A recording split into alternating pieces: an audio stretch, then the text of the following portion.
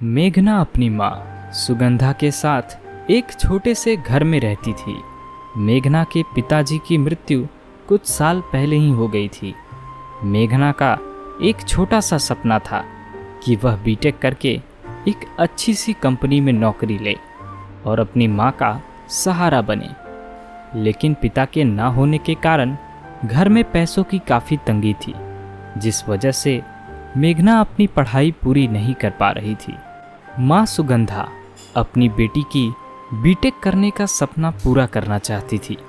कैसी मनहूस माँ हूँ मैं, जो अपनी बेटी का एक छोटा सा सपना पूरा नहीं कर पा रही। लेकिन मैंने तो ठान लिया है, अब जो भी हो जाए मैं अपनी बेटी का बीटेक करने का सपना जरूर पूरा करूँगी। इतना कहकर सुगंधा शहर के एक बड़े पैसे वाले आदमी श्लोक अग्रवाल के पास गई, जिसका काम ही लोगों को ब्याज पे पैसे देने का था। साहब, मुझे आपसे एक मदद चाहिए थी। अच्छा, तो कहो क्या मदद चाहिए तुम्हें? पान चबा के। मुझे 10 लाख रुपयों की ज़रूरत है। मैं आपका पैसा 4 साल के अंदर चुका दूंगी। ठीक है, मेरा तो काम ही पैसे देना है, पान चबा के। लेकिन तुझे 10 लाख रुपए चाहिए क्यों? दरअसल मुझे मेरी बेटी का बीटेक करने का सपना पूरा करना है, इसीलिए मुझे पैसे चाहिए थे। 4 साल के बाद मेरी बेटी अपनी पढ़ाई पूरी कर लेगी और फिर एक अच्छी सी नौकरी करने के बाद मैं सारे पैसे चुका दूंगी। मुझे अपनी बेटी पर पूरा भरोसा है। ठीक है, मैं तुम्हें पैसे दे दूंगा, लेकिन उसके बदले तुम्हें अपना घर गिरवी रखना होगा। ठीक है, मुझे मंजूर है। फिर श्लोक सुगंधा को 10 लाख रुपए दे देता है। रुपए के बैग को लेके सुगंधा अपने घर वापस आ जाती है और मेघना को आवाज लगाती है। बेटा मेघना, जरा इधर तो आना। जी माँ, बोलिए। देख बेटा, मैं तेरे बीटेक करने का सपना पूरा करने जा रही हूँ। लेकिन माँ, हमारे पास इतने पैसे कहाँ हैं? आप ये क्या बोल रही हैं? हाँ बेटा, पैसे नहीं थे, पर अब है। ये बैग देख रही हो, इसमें 10 लाख रुपए हैं। हे भगवान, माँ, आप इतने पैसे कहाँ से लाई है? पैसे कहाँ से आए, कैसे आए, वो सब तू मत पूछ। तू बस अपने सपने को पूरा कर। मुझे तुझ पर पूरा भरोसा है, तू जरूर कामयाब होगी। फिर सुगंधा ने मेघना की एडमिशन एक बड़े से कॉलेज में करा दी और मेघना ने अपनी बीटेक की पढ़ाई शुरू कर दी। धीरे धीरे 4 साल गुजर गए। मेघना ने अपनी बीटेक की पढ़ाई पूरी कर ली और अपने घर वापस आ गई। घर आने के बाद मेघना ने काफ़ी सारे कंपनी में नौकरी के लिए इंटरव्यू दिया, लेकिन बेरोजगारी होने के कारण मेघना को किसी भी कंपनी में नौकरी नहीं मिली। मेघना काफ़ी उदास और हताश रहने लगी। उसे अपनी माँ की कही बातें याद आने लगी। पता नहीं मेरी माँ ने 10 लाख रुपए कहाँ से लाए। उन्हें मुझ पर कितना भरोसा था कि मैं उनके सारे सपने पूरे करूँगी, लेकिन मैं मनहूस तो कुछ न कर सकी। मेघना ये सब बातें सोच ही रही थी, तभी उसके घर पैसे मांगने श्लोक अग्रवाल आता है। सुगंधा, ला दे मेरे 10 लाख रुपए, तेरे 4 साल का वक्त पूरा हो गया, पान चबा के। माँ, आपने इनसे पैसे लिए थे, आपने मुझे बताया क्यों नहीं? सिर्फ पैसे ही नहीं, तेरी माँ ने ये घर भी गिरवी रखा है। कहती थी बेटी नौकरी करके सारे पैसे चुका देगी, लेकिन तू तो घर बैठी है। अगर मेरे पैसे नहीं दिए तो ये घर मेरा हो जाएगा, पान चबा के। मेघना को यह बातें सुनकर एक बड़ा झटका लगता है और वह कहती है, माँ, आपने इतनी बड़ी बात मुझसे छुपाई। बेटा, मुझे तुझ पे पहले भी भरोसा था और अभी भी भरोसा है, तू ये सारे पैसे चुका देगी। साहब, आप हमें 1 महीने का वक्त दें, हम आपके सारे पैसे चुका देंगे। ठीक है, जा, दिया तुझे 1 महीने। इतना कहकर श्लोक वहाँ से चला जाता है। माँ, आपने उसे कह तो दिया कि हम 1 महीने में सारे पैसे दे देंगे, लेकिन हम इतने सारे पैसे कहाँ से देंगे? सारे पैसे तो मुझ मनहूस पर खर्च हो गए। नहीं बेटा, तू मनहूस नहीं है। क्या हुआ जो तेरी नौकरी नहीं हुई? मेरी एक बात याद रखना बेटा, कोई काम छोटा नहीं होता। तू खुद पर यकीन रख, तू जरूर कामयाब होगी। बात रही पैसे की, तो अब जो हुआ सो हुआ, हमें आगे का सोचना होगा। जा बेटा, कमरे में जाकर आराम कर। फिर मेघना अपने कमरे में जाकर सोचने लगी। माँ ने सही ही कहा था, कोई काम छोटा नहीं होता। क्या हुआ जो मेरी नौकरी नहीं लगी? आजकल वैसे भी नौकरी से ज़्यादा पैसे बिजनेस में है। मैं कोई अपना स्टार्टअप शुरू करती हूँ। क्यों ना मैं अपना पानी पूरी का ठेला लगाऊं? वैसे भी आजकल लोगों को फास्ट फूड खाने का बड़ा शौक है। हाँ, मैं यही करती हूँ। कल ही जाकर मैं बाजार में ठेला लगाती हूँ। फिर अगले ही दिन मेघना ने बाजार में अपनी पानी पूरी का स्टॉल लगाया। सुबह से शाम हो गई, लेकिन उसके स्टॉल पर कोई भी नहीं आया। मेघना उदास होकर अपने घर वापस चली आई। पहले ही दिन मेरे स्टॉल पे कोई नहीं आए। मार्केट में बहुत सारे पानी पूरी वाले हैं। अगर मैं भी उन जैसी पानी पूरी बेचने लगी तो कोई भी मेरे स्टॉल पे नहीं आएगा। मुझे कुछ नया करना होगा। क्यों ना मैं एयर फ्राइड पानी पूरी बेचूं? वो हेल्दी भी रहेगा और लोगों को कुछ नया खाने को भी मिलेगा। और अपने स्टॉल का नाम अपने बीटेक की डिग्री पे रख लेती हूँ, बीटेक पानी पूरी वाली। अगले ही दिन मेघना ने मार्केट में अपनी बीटेक पानी पूरी वाली के नाम से स्टॉल लगाया, जिसमें वह एयर फ्राइड पानी पूरी और हेल्दी पानी पूरी बेचने लगी। बीटेक पानी पूरी वाली के नाम को देखकर मेघना के स्टॉल पर लोगों की भीड़ लग गई। लोगों ने पहली बार एयर फ्राइड पानी पूरी खाया, जो उन्हें बहुत ही पसंद आए। मेघना का यह बीटेक पानी पूरी वाली का स्टार्टअप बहुत ही सफल रहा और उसने 1 महीने के अंदर ही 10 लाख रुपए जमा कर लिए और अपनी माँ का 10 लाख का कर्ज चुका दिया।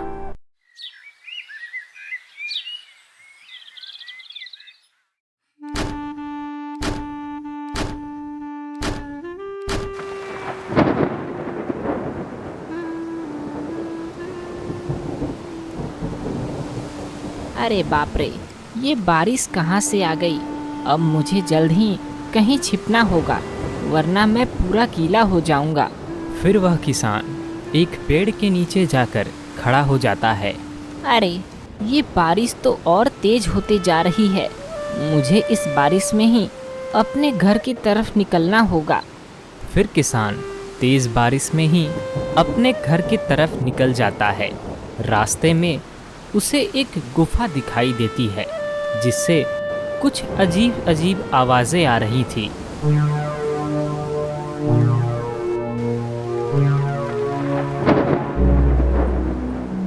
किसान गुफा के पास खड़े होकर आवाजों को सुनता है और कहता है, अरे, ये आवाजें तो इस गुफा के अंदर से आ रही हैं। मुझे जाकर देखना चाहिए, आखिरकार इस गुफा से ये कैसी आवाजें आ रही हैं। फिर वह गुफा के अंदर जाता है। कुछ दूर जाते ही उसे सामने ही एक शिला पर अपने तपस्या में लीन एक साधु दिखता है।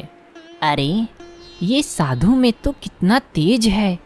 किसान की यह बातें सुनकर तपस्या कर रहे साधु की आंखें खुल जाती है और वे किसान से कहते हैं, अरे, तू कौन है बालक, और इस गुफा में तू क्या कर रहा है? बाबा, मैं अपने खेत में काम कर रहा था, तभी जोड़ों की बारिश शुरू हो गई तो मैं अपने घर की तरफ जा रहा था। तभी मुझे इस गुफा से कुछ आवाज़ें सुनाई दी तो मैं इसके अंदर आ गया। बालक, यह गुफा बहुत ही खतरनाक है। तुम्हें इस गुफा के अंदर नहीं आना चाहिए था। मेरी मानो, चले जाओ यहाँ से। ठीक है बाबा, मैं यहाँ से चला जाता हूँ। फिर वह किसान गुफा से निकलकर अपने घर की तरफ चला जाता है।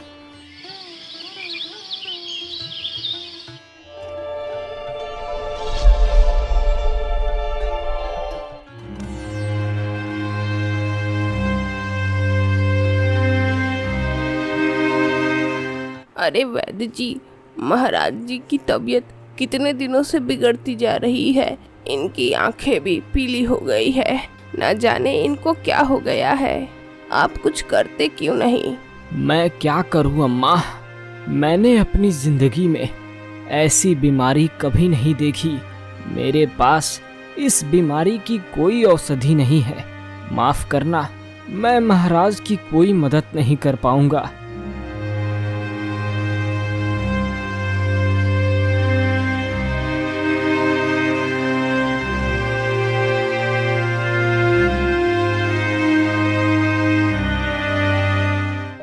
अरे भाग्यवान, क्या बात है, आज बड़ी देर तक सो रही हो? क्या हुआ है तुम्हें? तुम्हारी तबीयत तो ठीक है ना? अरे सरिता, ये तुम्हारी आंखों को क्या हुआ? ये पीली कैसे हो गई? तुम्हारी तबीयत तो बहुत ही खराब दिख रही है। रुको, मैं अभी वैद्य जी को बुलाता हूँ। फिर किसान वैद्य जी को बुलाने चला जाता है। वैद्य जी, जल्दी चलिए, मेरी पत्नी सरिता की तबीयत बिगड़ती जा रही है। वैद्य जी किसान की पत्नी की आंखें देखकर यह समझ जाते हैं, अरे ये तो वही बीमारी है जो महाराज को हुई है। क्या हुआ वैद्य जी, आप कुछ कह क्यों नहीं रहे? सुरेश, तुम्हारी पत्नी को बहुत ही बड़ी बीमारी हुई है। यह बीमारी इस राज्य के महाराज को भी हुई है, जिसका कोई भी इलाज मेरे पास नहीं है। मुझे माफ करना, मैं कुछ नहीं कर सकता। इतना कहकर वैद्य वहां से चला जाता है। हे भगवान, अब मैं अपनी पत्नी का इलाज कैसे करूं? हे ऊपर वाले, अब आप ही मेरी कुछ मदद करें। तभी किसान को उस गुफा वाले बाबा की याद आती है और किसान कहता है, अरे हाँ, मैं उस गुफा वाले तपस्वी बाबा के पास जाता हूँ। हो सके तो वो मेरी कोई मदद कर दे। सरिता, तुम आराम करो, मैं अभी तुम्हारे लिए कोई ना कोई उपाय ज़रूर ढूंढ लाता हूँ। फिर किसान उस गुफा की तरफ चला जाता है। गुफा में जाकर वह बाबा से कहता है, बाबा, अपनी आंखें खोलो बाबा, मेरी मदद करो बाबा, अपनी आंखें खोल दो। फिर बाबा अपनी आंखें खोल देते हैं और कहते हैं, क्या हुआ बालक, तू इतना चिंतित क्यों है? बाबा, मेरी पत्नी को एक बहुत ही गंभीर बीमारी हो गई है, जिसका इलाज गांव के वैद्य के पास भी नहीं है। अब मुझे कुछ समझ नहीं आ रहा बाबा कि मैं अपनी पत्नी का इलाज कैसे करूं। आप ही मेरी कोई मदद करिए बाबा, मदद करिए। फिर बाबा अपना ध्यान लगाकर किसान की पत्नी को देखते हैं और कहते हैं, बालक, तुम्हारी पत्नी को ये कोई साधारण बीमारी नहीं हुई है। यह एक महामारी है, धीरे धीरे पूरे राज्य में फैल जाएगी और कोई भी इससे बच नहीं पाएगा। बाबा, तो इससे ठीक होने का कोई तो उपाय होगा। आप मुझे कृपया कर वह उपाय बताएं। बालक, इसका सिर्फ एक ही उपाय है, लेकिन उसमें बहुत ही खतरा है। काली पहाड़ियों के जंगल में रात्रि के समय एक जादुई पेड़ है, जिस पर सिर्फ एक ही फल उगता है और उस फल की सुरक्षा एक परी करती है, जो कि आसानी से किसी को भी वह फल ले जाने नहीं देती। अगर तू वह फल अपनी पत्नी को खिला देगा तो तेरी पत्नी इस बीमारी से बच सकती है। आपका बहुत बहुत शुक्रिया बाबा। मैं अपनी पत्नी की जान बचाने के लिए कोई भी जंगल या किसी भी परी से सामना करने के लिए तैयार हूँ। इतना कहकर किसान जादुई फल लाने काली पहाड़ियों के जंगल के तरफ चला जाता है। जंगल पहुँचते पहुँचते रास्ते में ही रात हो जाती है। किसान को वह जादुई पेड़ कहीं नहीं दिखता। अरे, बाबा ने तो कहा था कि काली पहाड़ियों के जंगल के बीच वह जादुई पेड़ दिखेगा, लेकिन अब तो रात्रि भी हो गई है और वह वृक्ष कहीं नहीं दिख रहा। मैं कुछ देर और प्रतीक्षा कर लेता हूँ, शायद वह पेड़ मुझे दिख जाए। फिर कुछ देर बाद वह जादुई वृक्ष किसान को दिखाई पड़ता है। उस वृक्ष पर एक ही फल था, जिसकी सुरक्षा एक परी कर रही थी। फिर किसान उस वृक्ष के पास जाता है और परी से कहता है, हे परी देवी, आप मेरी मदद करें। मेरी पत्नी एक खतरनाक बीमारी से ग्रसित हो गई है और उसका इलाज यह एक फल ही है जिसे खाकर मेरी पत्नी ठीक हो सकती है। आप कृपया कर मुझे यह फल दे दें, आपका बहुत बहुत उपकार होगा। यह फल कोई आम फल नहीं है जो तुम्हें मैं ऐसे ही दे दूं। अगर तुम्हें यह फल चाहिए तो मेरी परीक्षा में सफल होना होगा। ठीक है परी देवी, मैं आपकी सारी परीक्षाओं में सफल होने की कोशिश करूंगा। आप पूछिए। तो बताओ मेरी पहेली का जवाब, वो क्या है जो कोयले से भी काला है? किसान कुछ देर सोचता है और कहता है, हे परी देवी, कोयले से भी काला कलंक है।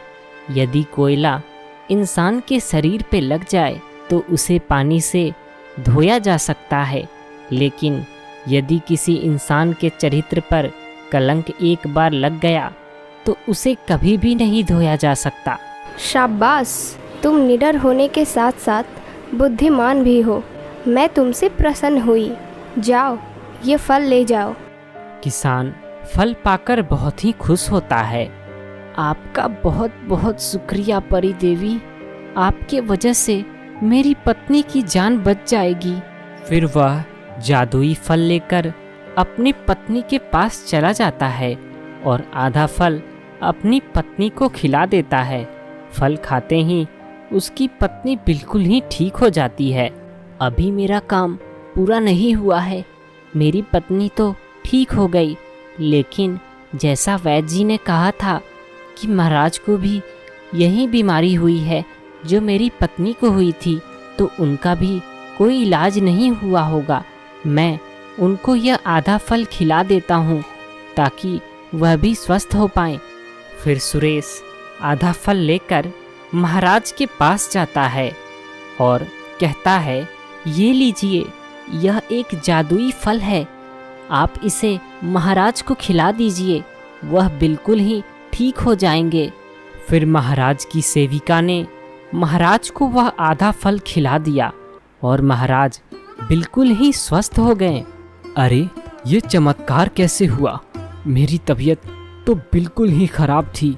मुझे लग रहा था कि अब मैं अपनी आखिरी सांसें गिन रहा हूँ, लेकिन मैं तो बिल्कुल ही स्वस्थ हो गया।